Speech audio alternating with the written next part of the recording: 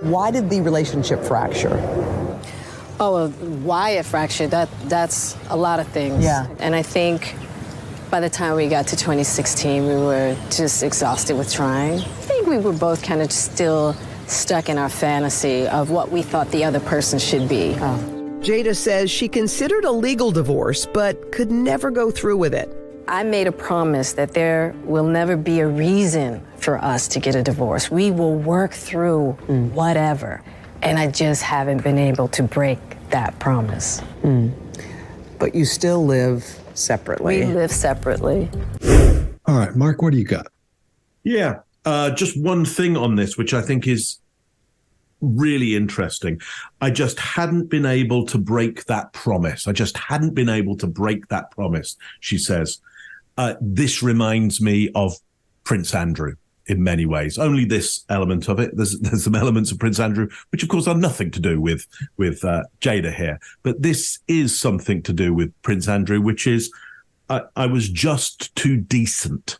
It's that element of virtue signaling in order to win approval and distract from the deception that might have been going on. She's telling us really that she was deceptive with us, or as we've just been discussing, did not want to point out that our assumptions were incorrect because and wanted to continue to live this lie, shall we say, because she's just too decent a person to break that kind of promise to herself or to each other.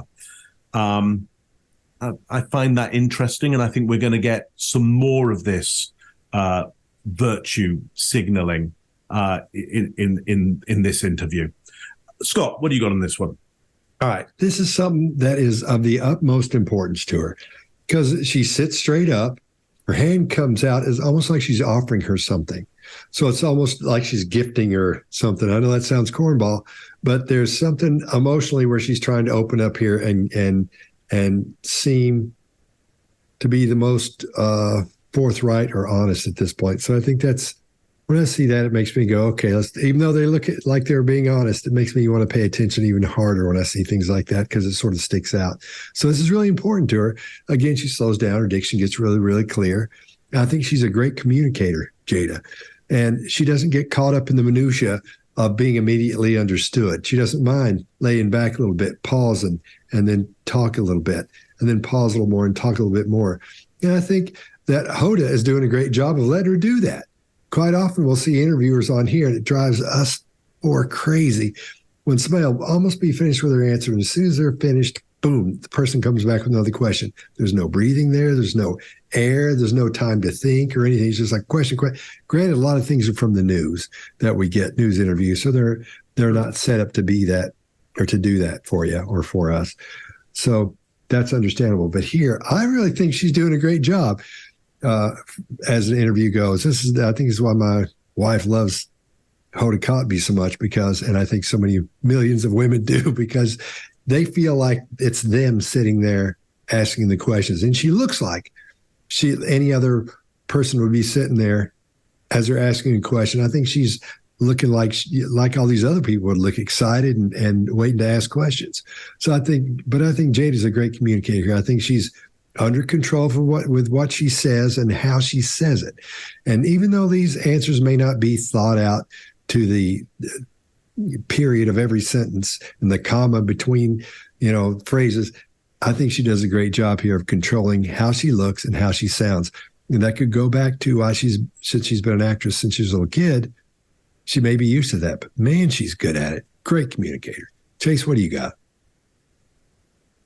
Yeah, I agree with you for sure. And one part that really stuck out to me this morning when I was going through these, and none of us compare notes, by the way. Me and Greg and Mark will try to chit chat about this when we sign into Zoom to record this thing, and Scott won't let us even discuss it. So I think it's fantastic that we so often agree on a lot of these things. And one thing that stuck out to me here was she says, I'm stuck in a fantasy of what the other person should be. And I think this is common in a lot of marriage issues where somebody falls in love with a potential instead of a person. And she uses the word we, but something tells me she might not be referring to Will here, and that she's speaking for herself when she says we. She doesn't use team pronouns to talk about them. Even on the TV show where she's being interviewed in the last clip, it's not there. And she says, I made this promise. I would never be a reason something. She referenced him and his integrity, like referenced him and his integrity and his promises exactly 0 times, which isn't a huge deal, but it's looking to be more of a pattern here starting to emerge, that it's all about her promises, her integrity, everything. There's nothing about him here and how he wants to keep his promise too. Keep in mind, I don't know the case much about the relationship. The more I would read online, the more prone I would probably be to bias here.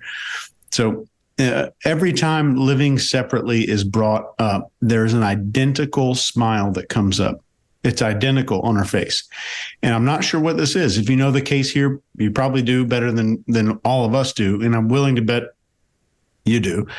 Comment what you think that smile might be. Why is there the exact same smile every time they talk about living separately? Is there something going on? Maybe not. Maybe so. Mark, what do you got? I went, I believe. That's true. Greg, what do you got?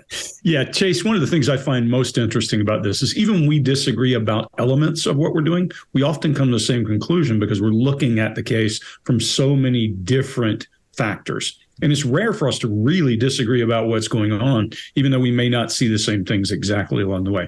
And part of that's because we are organisms and we've gotten really good at the pieces we're good at. We're constantly growing as we talk to each other. And I say this to Dina all the time. I think each of us has gotten better as a result of all being on the same team.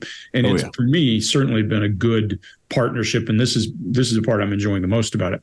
So let's talk about one of the things that happens in the very beginning of this clip is beautiful. The great Hans Scharf, and you always hear us talk about Scharfian interrogation, actually created a thing he called change of scene.